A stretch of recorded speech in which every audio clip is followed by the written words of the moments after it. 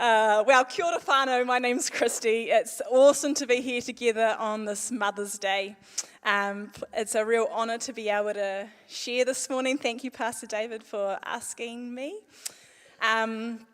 Trying to bring together a message that is encouraging to women and to mothers, since this is Mother's Day, and also wanting to make it relevant not just to women. So if I could get my slides up, that would be awesome. Cool. So I've entitled this talk Holding Firm, and I maybe asked the wrong person, David, if you wanted a really cushy, nice Mother's Day message, because I'm gonna make it a little bit real. I'm going to talk about something that I'm passionate about, and hopefully you can get some wisdom out of what I have to share. I'm going to start talking about struggle and trial and the hardship that comes by in life, but I want to try and give some hope that actually struggle is not something that we need to shy away from. Trials aren't things that we can avoid, and it's not something that we need to be fearful of, but actually we can overcome in Jesus.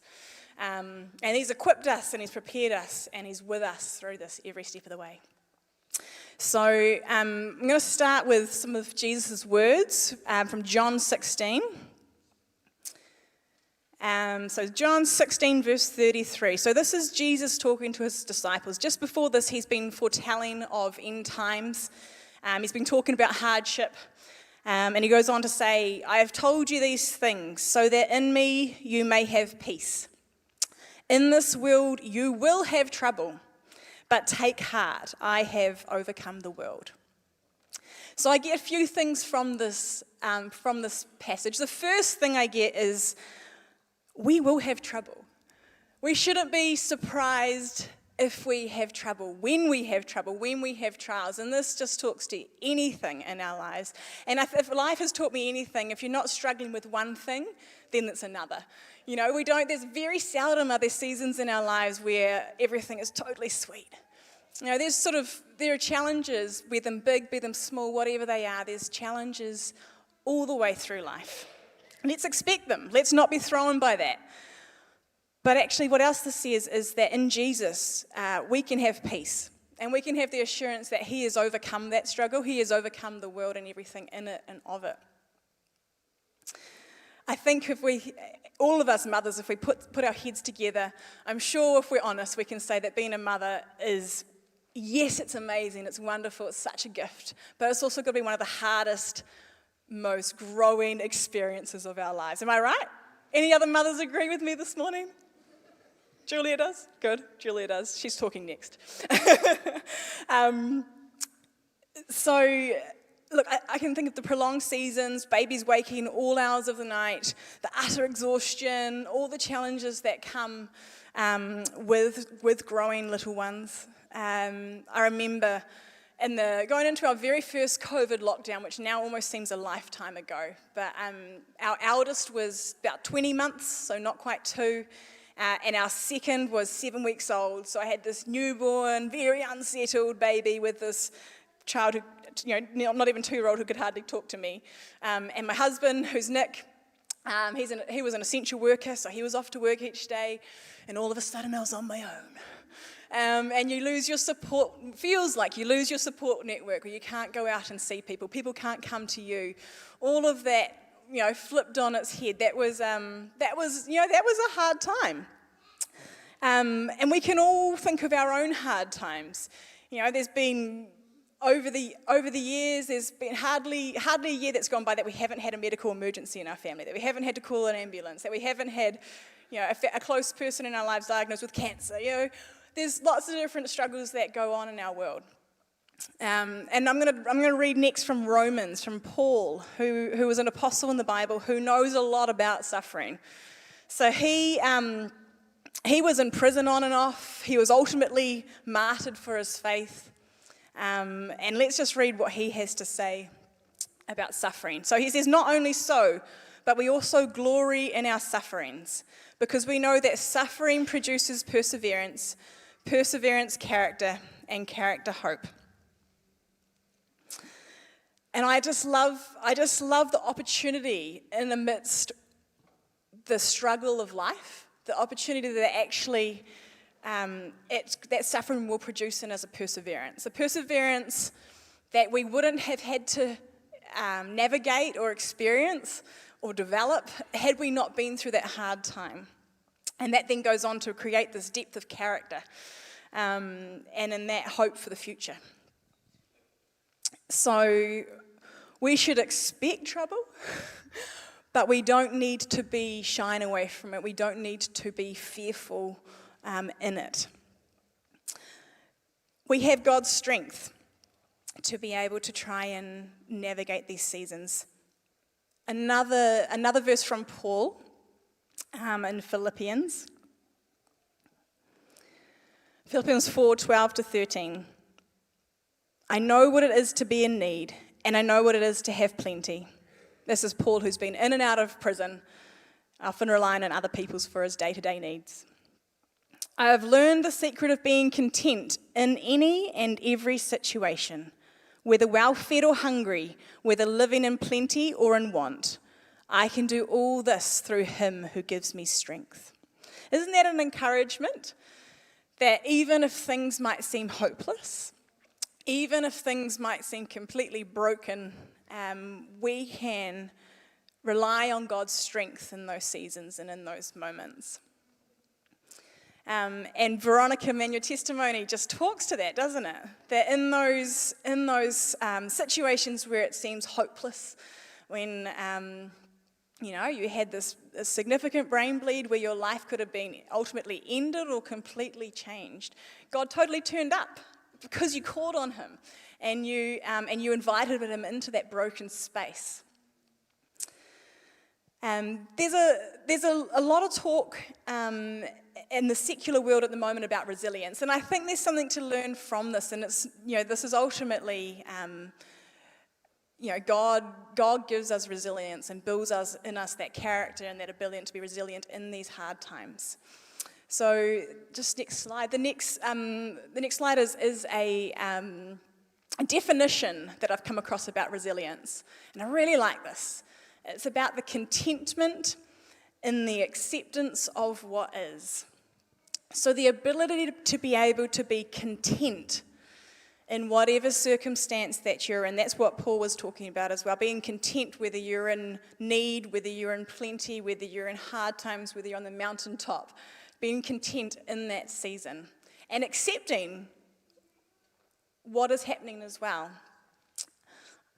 I remember growing up, we had this plaque on our wall, this wooden plaque, and it had the Serenity Prayer written on it. And I never really understood what it meant, but as time went on, I've come to appreciate what the words of it say. So I'm just going to read it this morning. God, grant me the serenity to accept the things I cannot change, courage to change the things that I can, and the wisdom to know the difference. I think that's so good. There are things in our life that we cannot change. We cannot change the fact that you were hit by a car and things were looking grim. That's a fact. But in that, there was something that could be done about it, something that we could change, something that we could be engage in. And that was praying, that was reaching out to God. And I think we can look at that in any part of our lives. I think it's so dangerous for us to just accept and just go, oh, well, this is my lot. I'm just going to sit here and be a victim of whatever's happened. But actually, there's an invitation there to accept and be content despite what our circumstances are. But there's an invitation to also engage and change and do the things that we can. This is biblical, I promise. And we will look at that in just a moment. But before we do jump to what we can do and what the Bible tells us to do about this, I'm just going to talk a little bit about what we might do in our own strength or accidentally do. So often when we're struggling, when we're feeling heavy, we try and fill our lives with other things. We become busy. We become hurried rather than seeking our strength from God. We seek it in other places. And that can be as little as not giving our attention, our affection, or our focus on Jesus, not making space for him to be in and amongst and a part of our everyday life. I've heard it said, where we choose to place our focus will directly impact how we experience life. I'm going to read that again. Where we choose to place our focus will directly impact how we experience life. If you choose to focus on your social media or your busyness, or you've got to get all these things done, or I've got to achieve this myself, that's how you will experience your life, through that busy lens. But if you choose to focus on Jesus, or on protecting portions of time, space, mental energy to be in a relationship with him, that's how you will experience your life. I've also heard it said that if Satan can't get us to sin, he will keep us too busy or distracted to focus on him, to focus on God. And I think that's a powerful tool that the enemy will use to distract us, to keep us away from God's love, affection, and attention. But good news, we're not alone, and we have weapons, we have tools, we have strategies that God has put in place for us. So my last slide, we're going to read from 2 Corinthians 10, verse 4 to 5. The weapons we fight with are not the weapons of the world. On the contrary, they have divine power to demolish strongholds. We demolish arguments and every pretension that sets itself up against the knowledge of God. This is the gold right here. And we take captive every thought to make it obedient to Christ. Because we have a responsibility over what goes on in our mind. Nobody else can control that ultimately, even though our attention has been so hotly fought for.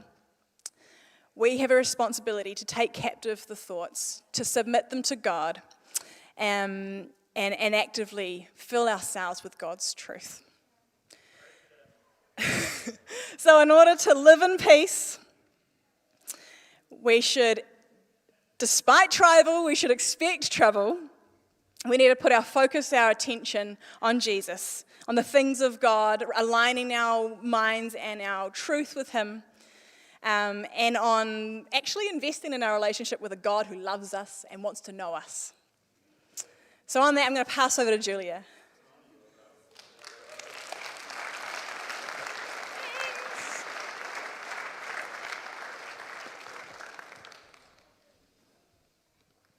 Just got my lovely assistants over here. They're going to bring my table of props over. Thanks, guys. Good morning. Ko Julia tako ingoa. My name is Julia, and I'm here for the second part of the message. And my message this morning is about bread. This is going to get us ready for morning tea. So, I've got 2 types of bread here. Hopefully you can see up the back there. I've got my first type, which is the white sliced bread. This is made from refined flour. It's made with instant yeast. You'll find rows and rows and rows of it at the supermarket. It's pretty inexpensive. And then my second type of bread is a sourdough bread that was made by my special friend Mark last night in his oven. How lovely is that? This is made with a live culture starter in place of a yeast, and it takes a lot longer to make. And you can find sourdough generally in a bakery or sometimes in the bakery section at the supermarket, but they only make a few loaves of it, so it's not quite so easy to find, and it's probably 3 or 4 times the price of a loaf of bread. Both of these are bread. This one is great for certain things. This one's great for sausage sizzles. Mums, it's great for fairy bread, isn't it, for your kids' parties? It's great for a club sandwich. But the thing with this one is that after you eat it, often, because of what it's got in it and the way it's made, you'll be hungry pretty quickly after you eat that one. This one, because of the fermentation process, it's got lots of minerals in it that are really good for you. It's high in protein. It's really good for your gut and your digestion. It can actually help you lose weight as long as you don't eat the whole loaf. You don't put Nutella all over it. It's not cheap, it's harder to find, but when you eat it, you'll be full for a long time. The Bible talks about bread. Jesus prays and says, God, give us today our daily bread. And we are told that we can't live on bread alone. And today I want us just to focus a little bit on John 6:35, where Jesus says, I am the bread of life, and whoever comes to me will never go hungry again. So Jesus is talking about being the thing that fills us, that nourishes us, that grows us, energizes us, brings us life, heals us, comforts us. We get to choose which bread we're going to feed ourselves on in our life. Bread that fills us for a moment, but ultimately leaves us quite unsatisfied, or bread that fills us and nourishes us. We've all got needs that we're trying to meet or trying to have met in life. We've got the need for love, for peace, for rest, to be loved, to be known, to feel like our life means something and has a purpose. And our world is really obsessed with fulfilling desires and for instant gratification of those needs. A new car, another holiday, nights and nights lying on the couch watching Netflix, doom scrolling, Deliver Easy, a Gucci handbag, another match on Tinder. And all these things, not all of them are always bad or wrong. But when we choose to only feed ourselves with these flimsy versions of bread, they will only bring flimsy, temporary happiness, joy, rest, peace, and we will hunger again. Only in Jesus can these needs truly be met. He says, whoever comes to me will never go hungry again.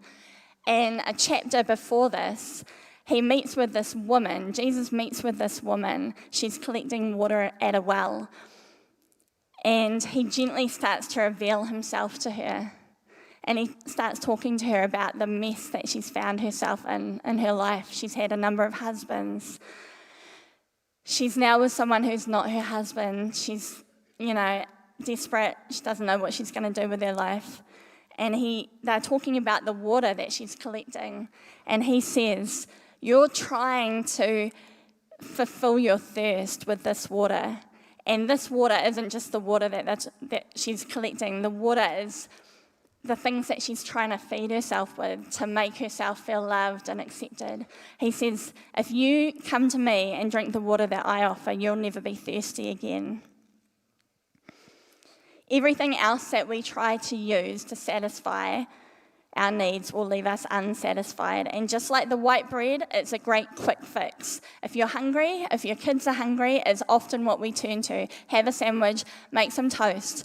But we all know that it's not that nourishing and that our kids are going to be coming and asking for food pretty quickly after that. And it's the same in the choices that we make.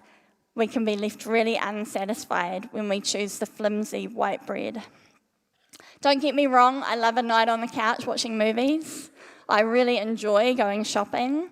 Our family really prioritizes holidays. All these things aren't wrong and bad. It's where we get our nourishment from. If we're looking to these things to feed us, to fill us, to satisfy us, if we're looking for a night on the couch watching Netflix to be our rest and our peace, if we're looking for another holiday so that we're not tired, if we're looking for a relationship to find that love that we crave, if we think that we're going to find our purpose by having more and more titles or things that make us important, those things are only going to leave us feeling hungry. If you've known me for a while, you'll know that I'm a bit of an organizer, and I've always had jobs and roles that involve me being the planner, event manager, program coordinator, all those sorts of things. And I don't really love surprises. I like to know what's happening so that I can be very prepared for those things. When I became a mum, I worked really hard because I didn't want to become a control freak. And so I often tell myself, it doesn't matter, it's all good, because I don't want to miss out on the moment because something's not going the way that I wanted it to go. And about 13 years ago, my husband Andrew and I were living and working in London, and I was working for our church, and I was the organiser of all the events for the church. So I ran all the Sunday services and all the programs and the ministry school, and I managed all the rosters, and anything that was happening, I knew what was going on. I did all the things. And each year we held a weekend away, and everybody from the church would go away together and would have fun time and would have great ministry. And so I organised all of that. I had the run sheets, I had my folder, the folder with who was doing what, who was expected to be where and when, who had paid and who had done this, and I knew everything that was going on. The expectation at the weekend away was that everybody would be part of all the sessions, all the meetings, like a church service. So at these sessions, we'd have praise and worship, and we'd have a speaker and some ministry time, and we wanted everyone to be part of that. We didn't want people just sitting around, in common areas missing out on the ministry. One morning, I found myself outside the kitchen with my folder. Everybody else had gone into the meeting, which was about to start, and I was thinking about what was going to come next after that meeting, thinking, I'll just get this, and this done so that it's ready for when the meeting's finished, and I'll just miss out on that one. It'll be all good. I don't mind. And immediately I heard from God, and I don't know if God speaks to anybody else like this, but he's very sarcastic with me. And I heard him say, "Okay, Martha." So immediately I'm stopped in my tracks. Martha is a woman in the Bible who's friends with Jesus, and Jesus has come to her home for a meal. She's preparing all the food, she's fluffing all the pillows, she's checking the bathroom to make sure her kids haven't left that foamy toothpaste in the basin, she's hiding the laundry, shutting the door so that it looks like her house is tidy. She's doing all the things that need to be done so that she can have visitors, and she's rushing around, and everybody else is just sitting with Jesus, including her sister, who she thinks should be helping her. And so she says to Jesus, "Can you just have a word with her, because Mary's supposed to be helping me with this, and she's not. She's just sitting. I'm doing all the work." And, that's why God says to me, "Okay, Martha," we both got rebuked by the Lord, because, I had chosen wrong. There's nothing wrong with being a Martha in a lot of situations. I'm sure a lot of people here can put their hand up and say, "Yep, I am a Martha." And that's fine. We need the Marthas. Nothing gets done without Martha. But in that moment, and in this moment that I found myself at our weekend away, I was being a Martha, and I'd forgotten that the most important thing was to go and sit at the feet of Jesus and to be in that room in praise and worship and ministry with the rest of my church family. So I immediately put my folder down and I went and joined in on worship. I had chosen wrong, and it was a poor substitute, because I thought that doing all the things and being this and being that was part of my purpose and was important. And in that moment, God just wanted me to be with him. So, what is the flimsy white bread that you are feeding yourself with? What are you trying to fill yourself up with that is really just leaving you wanting more and quite unsatisfied? Maybe like me, you've got an illusion of control, or that your job or the way people see you is going to bring you purpose. Or maybe spending lots of money and trying to accumulate things you think will make you happy. Maybe you're pursuing a relationship with someone, or even just a friend who's fun, but maybe there's not really any substance there, and you're looking for them to bring you comfort and companionship, where God has something else in mind. Jesus says whoever comes to him will never go hungry again, and that the water that he offers will mean that we are never thirsty again. True relationship with Jesus. He is our bread. Jesus is asking us to trust him and to make him our nourishment, for us to lean our full self on God and turn away from the flimsy white breads. Another message would go on to talk about how we can choose to be fed by Jesus and how we allow him to fill all those needs. which I don't have time for today, but a great start is coming to Jesus and recognizing I've been choosing poor substitutes. I'm choosing the flimsy white bread. I'm always left hungry. I try and get love, but I just have to keep searching. I try and get rest and peace, but I just haven't found it. I'm trying to find purpose, but it's eluding me. Maybe talking these things through in your weekly group or with your friends or partner and allowing the Holy Spirit to guide you and show you where it is that you can find real nourishment. You know, the world is watching, and when we get this right, when they see us with true peace, not being rocked around by the things that come our way and when we're having a hard situation, but when we've got true peace, they notice that. Where is that peace coming from? She's not searching all the time. When they see your marriage and your relationships that are based on commitment and unconditional love, when they see that you're passionate and confident in who you are because of whose you are, you know. And when they see that you've got deep satisfaction in life, these things are attractive to other people because these things are different to the world. These things are not something that you can find in the world. They're only things that you can find in Jesus. So I'm going to end my message there. If you would like to have prayer this morning, we are always available. There are going to be leaders down here as we finish. But I just have one word that I just want you to, which is for somebody, and I want you to think about, which yesterday as I was preparing for this, my husband Andrew went to the supermarket for me and bought this sliced white bread. And I said, just get the cheapest that you can find. And he rang and he said, the cheapest is all run out. There's none left. Is it okay if I get, whatever goes up from there? And I thought, well, this illustration really works with the cheapest bread, because you have to compare the cheap with the better. And then I thought, sometimes the things that we are looking to feed us, we think are really good.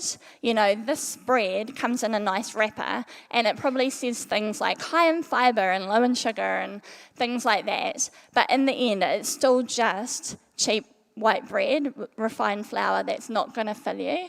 But sometimes the things that we are looking to fill us, we think are good, and they have a nice wrapper, and they can promise certain things. And I just feel like there might be someone or some people here that are thinking, I've been feeding myself on this, and I thought it was good, it appeared good, but now that I think about it, maybe the Holy Spirit's revealing to you there's actually something better. When we choose the things that God offers, what Jesus offers, when we have that true relationship with Jesus, where we find rest and peace and love and purpose in Him, then these things they show up as a poor substitute. But I just wanted to leave that with you. If you're feeling like, oh no, these things are bringing me the things that I need, I'm being fed on these, but you're still being left hungry and unsatisfied and still searching and not with that deep satisfaction that only Jesus brings. And if you want to talk about that with somebody, or if you'd like prayer for that, then you're welcome to come forward this morning. Otherwise, we've got a great morning tea planned, and we've got a lovely morning out there. We would love for you all to stick around. We really want to treat and honour the women, and so stay around for a little while and have a wonderful Mother's Day. God bless you all.